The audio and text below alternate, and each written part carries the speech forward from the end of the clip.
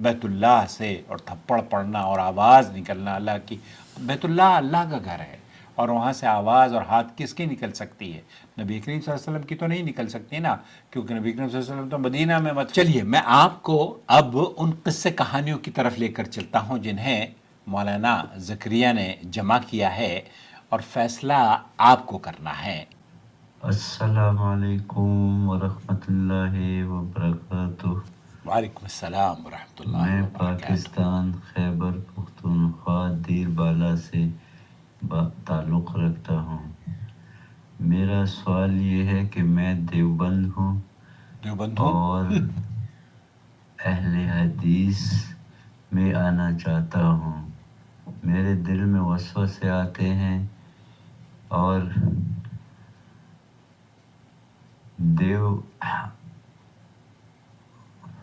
میرے دل میں وسوسے آتے ہیں کہ میں اہل حدیث میں جاؤں یا دیوبند میں رہوں، تبلیغ میں جاؤں یا نہ جاؤں. تبلیغ والے تو کہانیاں سناتے ہیں اور قرآن شریف کو الماری میں رکھا ہوتا ہے اور ممبر پہ فضائل اعمال رکھا ہوتا ہے. جب بھی کسی مسجد میں جاؤ تو قرآن شریف الماری میں بند ہوتا ہے اور فضائل اعمال ممبر پہ ہوتا ہے. 5 وقت کی نماز کے بعد فضائل اعمال بیان کرتے ہیں، ان سے کہانیاں سناتے ہیں اور خواب سناتے ہیں. تو میرے دل میں وسوسے آتے ہیں کہ میں اب کیا کروں. آپ مجھے صحیح راستہ بتا دیں. دیکھیے صحیح راستہ میں آپ کو ضرور بتاؤں گا. یہ ہمارے اس دور کا بہت بڑا المیہ ہے اور اسی کشمکش یا اسی پریشانی کی وجہ سے آپ کے سامنے جو آپ کا بھائی بیٹھا ہوا ہے، میرا تعلق دیوبند سے ہے. آپ تو پاکستان کے کسی علاقے میں، دور دراز علاقے میں رہتے ہیں، میں تو خاص دیوبند کا رہنے والا ہوں اور آپ دیوبندی مکتب فکر سے جڑے ہیں. میں تو دیوبند کا رہنے والا ہوں اور دیوبندی مکتب فکر سے آباء و اجداد میرے جڑے ہوئے ہیں. میں بھی ایک عرصے تک دیوبندی رہا ہوں. لیکن جو آپ کی شکایت ہے کہ قرآن کریم کو پڑھاتے نہیں ہیں، بلکہ میں آپ کو صحیح بتاؤں دارالعلوم دیوبند کے بہت ہی قریب ایک میرا مدرسہ تھا جہاں پر میں حفظ کیا کرتا تھا، مدرسہ خادم العلوم باغ والی میں، تقریباً 15-20 کلومیٹر شاید ہوگا، 30 کلومیٹر دیوبند سے. تو گزشتہ دنوں جب میں باغ والی گیا تو جو تجربہ یا جو مشاہدہ آپ نے اپنی آنکھوں سے کیا ہے وہ میں نے خود اپنی آنکھوں سے دیکھا اور مجھے بڑی تکلیف ہوئی. تکلیف یہ ہوئی کہ یہ میرے ہاتھ میں دیکھیے فضائل اعمال اور تبلیغی نصاب یا بہشتی زیور، یہ بڑی مشہور اور معروف کتابیں ہیں علماء دیوبند کے یہاں اور عوام میں بہت زیادہ ان کو پڑھنے میں ترجیح دی جاتی ہے. قرآن گھروں میں نہیں ہوتا ترجمے کا. اردو میں آپ کو فضائل اعمال اور بہشتی زیور ضرور مل جائے گا. آج ہم اپنی مساجد کا اگر جائزہ لیں تو ایک عجیب سا منظر سامنے آتا ہے اور یہ منظر میں نے اپنی آنکھوں سے دیکھا ہے. دل کو چبھنے والا منظر، سوچنے پر مجبور کر دینے والا منظر. قرآن مجید جو اللہ تعالیٰ کا کلام ہے وہ الماریوں میں بند نظر آتا ہے اور خوبصورت غلافوں میں اس سے لپیٹ کر اونچی جگہوں پر محفوظ رکھ دیا جاتا ہے، گویا اس کا مقام صرف تعظیم تک محدود ہو گیا ہو. اور دوسری طرف ممبر پر جہاں ایک عام آدمی کی اپروچ ہے، اس جگہ پر فضائل اعمال اور بہشت زیور رکھے ہوتے ہیں. حد تو یہ ہے کہ بہشت زیور اور فضائل اعمال آپ رکھنا چاہتے ہیں تو رکھیں، لیکن قرآن کریم نیچے تھا اور اس کے اوپر تھا بہشتی زیور اور پھر تھا تبلیغی نصاب یا فضائل اعمال۔ مجھے یاد آیا، ہمارے ایک دوست ہیں اقبال صاحب آگرہ کے، اگر وہ سن رہے ہوں اس ویڈیو کو دیکھیں، تو ہم ان کے ساتھ باغوالی میں گئے تھے، اور جب ہم مسجد میں داخل ہوئے تو میں نے اقبال بھائی سے کہا، اقبال بھائی یہ جو لسٹ لگی ہوئی ہے یہ ممبر پر قرآن کریم اور غلاف میں 3-4 کتابیں ہم دیکھ رہے ہیں، یہ اندر کیا لکھا ہوا ہے ہمیں پتہ نہیں ہے، لیکن میرا تجربہ یہ کہتا ہے کہ سب سے پہلے بہشتی زیور ہوگی، پھر فضائل اعمال ہوگی، اور پھر قرآن کریم ہوگی۔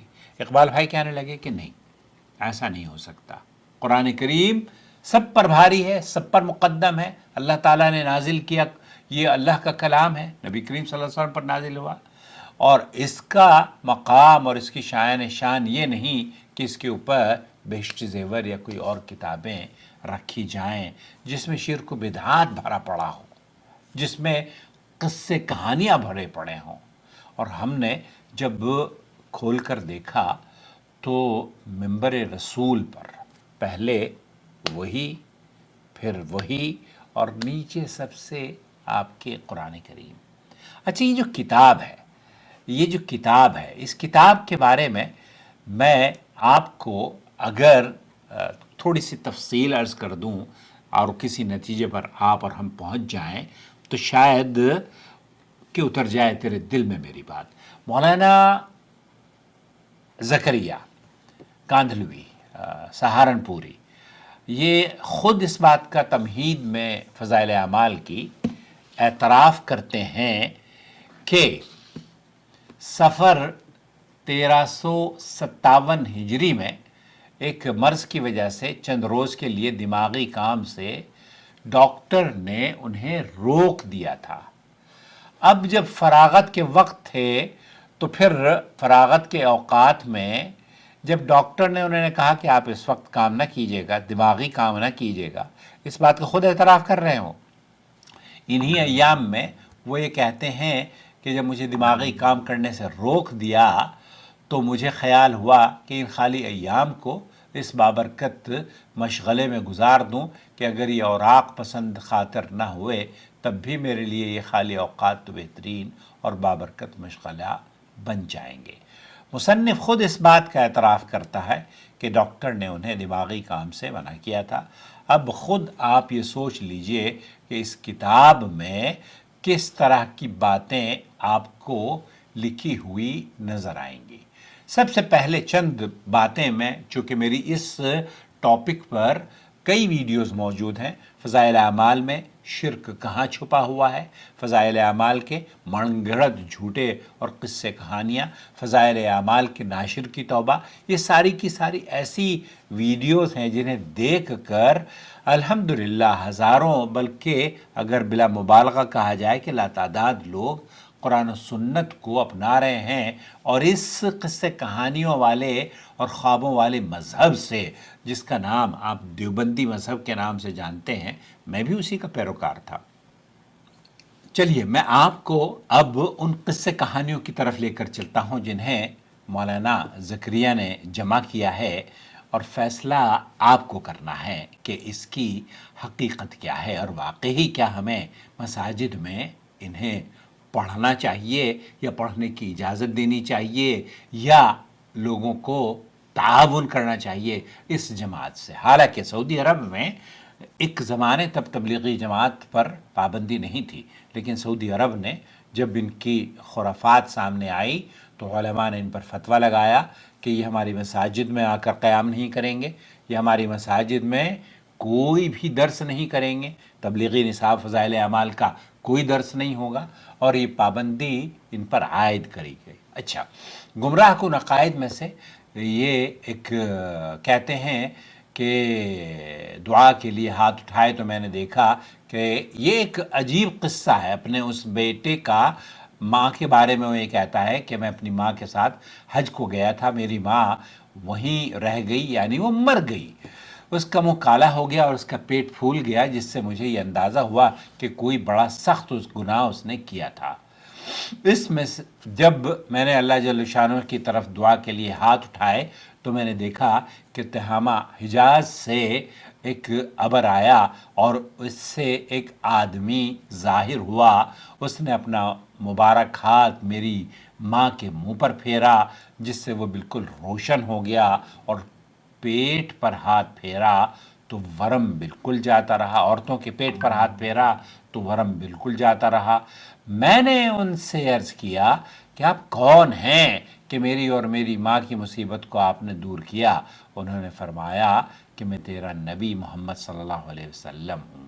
اب آپ ذرا اس بات کو تھوڑا سا سنجیدگی سے سوچئے کہ نبی کریم صلی اللہ علیہ وسلم نے اپنی حیات طیبہ میں کسی غیر عورت کی طرف نگاہ تک اٹھا کر نہیں دیکھی، اور یہاں یہ کہتے ہیں کہ آپ علیہ الصلوۃ والسلام مرنے کے بعد، اور یہ بوڑھی اماں بھی مر چکی تھی، اس کے باوجود یہ آئے اور آ کر اللہ کے رسول صلی اللہ علیہ وسلم نے اس کے ہاتھ چہرے پر بھی پھیرا اور پیٹ پر بھی پھیرا.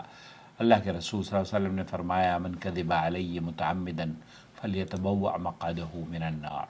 یہ تو جہنم کا ٹھکانہ اپنا بنانا ہے. اسی طریقے سے لکھتے ہیں ہمارے حضرت شیخ المشائخ مسند ہند امیر المومنین فی الحدیث شاہ ولی اللہ محدث شاہ ولی اللہ صاحب نور اللہ مرقدہ اپنے رسالہ حرز ثمین میں فی المبشرات النبی الامین، جس میں انہوں نے 40 خواب یا مکاشفات اپنے یا اپنے والد ماجد کے حضور اقدس صلی اللہ علیہ وسلم کی زیارت کے سلسلے میں تحریر فرمائے. اس میں صفحہ 12 پر تحریر فرماتے ہیں کہ ایک روز مجھے بہت ہی بھوک لگی، نہ معلوم کتنے دن کا فاقہ تھا. میں نے اللہ جل شانہ سے دعا کی تو میں نے دیکھا کہ نبی کریم صلی اللہ علیہ وسلم کی روح اقدس، روح مقدس آسمان سے اتری اور حضور صلی اللہ علیہ وسلم کے ساتھ ایک روٹی تھی. گویا اللہ جل شانہ نے حضور کو ارشاد فرمایا تھا کہ یہ روٹی مجھے دے دو، یعنی کہ ہاتھ میں اللہ کے رسول صلی اللہ علیہ وسلم روٹی لے کر آ رہے ہیں. استغفر اللہ. نبی کریم صلی اللہ علیہ وسلم کی تعریف ہے یا یہ توہین ہے؟ بہرحال آگے چلیے. کہتے ہیں کہ شیخ عبدالحق محدث دہلوی نے کتاب ترغیب اہل السعادات میں لکھا ہے کہ شب جمعہ میں 2 رکعت نفل پڑھے اور ہر رکعت میں 11 بار آیت الکرسی اور 11 بار قل هو اللہ اور بعد سلام 100 بار درود شریف پڑھے، انشاءاللہ تعالی جمعے نہ گزرنے پائیں گے، زیارت نصیب ہوگی نبی کریم صلی اللہ علیہ وسلم کی زیارت. اور وہ درود شریف یہ ہے اللہم صلی علی محمد النبی الامی و آلہ و صحابی وسلم. دیگر شیخ موصوف نے لکھا ہے کہ جو شخص 2 رکعت نماز پڑھے، ہر 2 رکعت میں الحمد کے پاس 25 بار قل هو اللہ اور بعد درود کے درود شریف 1000 مرتبہ پڑھے. یہ ساری کی ساری نمازیں تبلیغی فارمولوں پر مبنی ہیں، قرآن و سنت سے اس کا کوئی تعلق نہیں ہے. اسی طریقے سے شیخ ابو یعقوب سنوسی کہتے ہیں کہ میرے پاس ایک مرید آیا اور کہنے لگا کہ میں کل کو ظہر کے وقت مر جاؤں گا. چنانچہ دوسرے دن ظہر کے وقت مسجد حرام میں آیا، طواف کیا اور تھوڑی دور جا کر مر گیا. میں نے اس کو غسل دیا اور دفن کیا. جب میں نے اس کو قبر میں رکھا تو اس نے آنکھیں کھول دی. میں نے کہا کہ مرنے کے بعد بھی زندگی ہے؟ کہنے لگا میں زندہ ہوں اور اللہ تعالیٰ کا ہر عاشق زندہ ہی رہتا ہے. یہ ہے تبلیغی جماعت کے اکابر کا عقیدہ. اب آپ فیصلہ خود کر لیجئے. قرآن کریم تو یہ فرماتا ہے وَمَا تَدْرِي نَفْسٌ بِأَيِّ أَرْضٍ تَمُوتُ إِنَّ اللَّهَ عَلِيمٌ خبیر. کوئی نہیں جانتا کہ کس زمین پر کون کب مرے گا، اور بے شک اللہ ہی جاننے والا باخبر ہے. اور یہاں اس مرید کو سب کچھ پتہ چل رہا ہے کہ وہ کب مرے گا اور کب کیا ہوگا. ایک بزرگ کہتے ہیں کہ میں نے ایک مرید کو غسل دیا اور اس نے میرا انگوٹھا پکڑ لیا، نہلاتے ہوئے انگوٹھا پکڑ لیا. میں نے کہا میرا انگوٹھا چھوڑ، مجھے معلوم ہے کہ تو مرا نہیں ہے، ایک مکان سے دوسرے مکان میں انتقال ہے. اس نے میرا انگوٹھا چھوڑ دیا. اب آپ ذرا اندازہ کیجئے کہ تبلیغی جماعت کے بزرگ مرنے کے بعد بھی سنتے ہیں، طاقت رکھتے ہیں. یہ عقیدہ گمراہ کن عقیدہ ہے. اللہ سے توبہ کیجئے.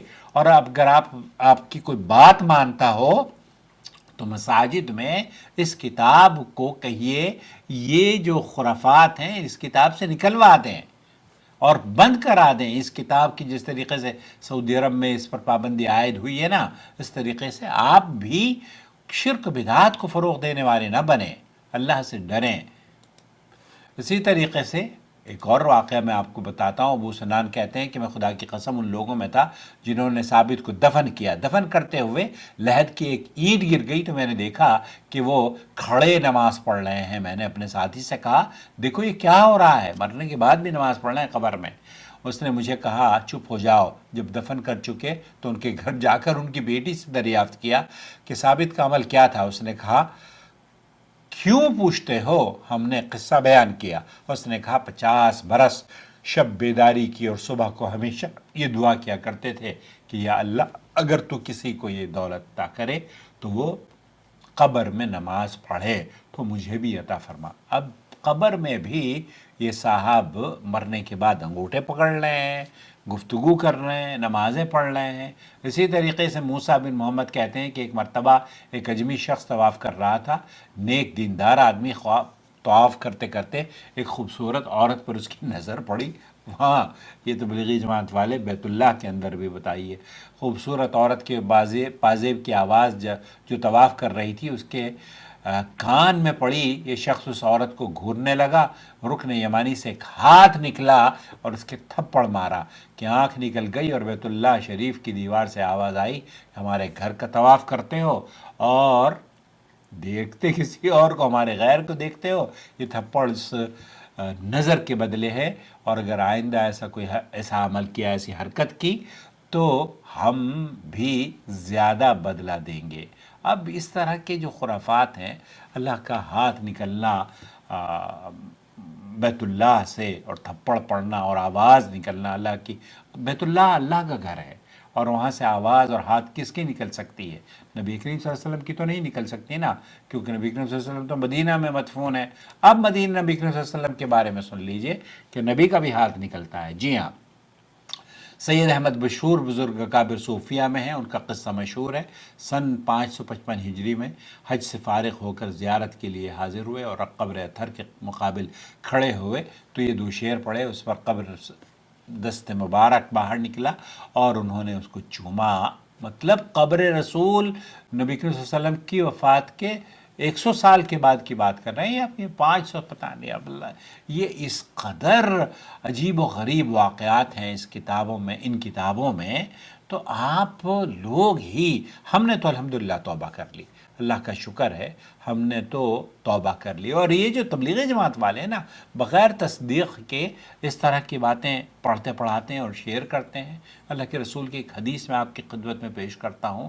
کفا بالمرء کذبا ان یحدث بکل ما سمع.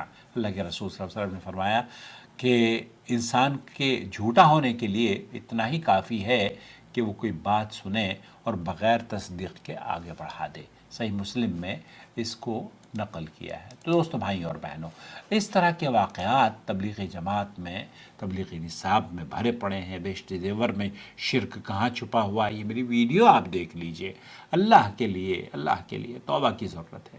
میں نے تو الحمدللہ جب سے میں سعودی عرب میں آیا تو اللہ کا شکر ہے 40 سال ہو گئے تقریباً، ہم نے تو توبہ کر لی. آپ بھی توبہ کریں، ان خرافات سے توبہ کریں. ہم یہ نہیں کہتے کہ آپ بالکل تبدیل ہو جائیں، آسمانوں پر اڑنا شروع کر دیں، بادلوں میں تیرنا شروع کر دیں، پانی پر چلنا شروع کر دیں. ایسا تو ممکن نہیں ہے. لیکن کم از کم یہ جو اس طرح کے عقائد ہیں، اس طرح کے عقائد یہ گمراہ کن عقائد ہیں، اس لیے ان سے بچیں. اللہ سے دعا ہے کہ اللہ تعالیٰ اس ویڈیو کو آپ کی ہدایت کا سبب بنا دے. میں اور شیخ معراج ربانی ایک روز گئے تھے تبلیغی جماعت کے جو مرکز ہے وہاں دلی میں، بڑا مرکز، اور وہاں جو قصے ہمارے ساتھ ہوئے، شیخ معراج وہ میں آپ کو اگلی ویڈیو میں ضرور بتاؤں گا انشاءاللہ تعالیٰ. مجھے یاد دلائیے گا اگر میں نے وہ ریکارڈ نہیں کی تو میں ضرور آپ کو وہ قصے ضرور بتانا چاہتا ہوں جو ہمارے ساتھ وہاں پر پیش آیا، اور اس میں بھی آپ کے لیے سبق ہوگا. بہت شکریہ میرے دوستوں. پلیز اسے تبلیغ جماعت کے اکابر، تبلیغ جماعت کے لوگوں کے ساتھ ضرور شیئر کریں کہ شاید جس طریقے سے مجھ جیسے ناچیز کی ہدایت کی وجہ بنی ہیں بہت ساری سعودی عرب کے علماء کی تقاریر، شاید ان کے لیے بھی یہ خرافات پر مبنی جھوٹے قصے کہانیاں سن کر وہ بھی توبہ کر لیں.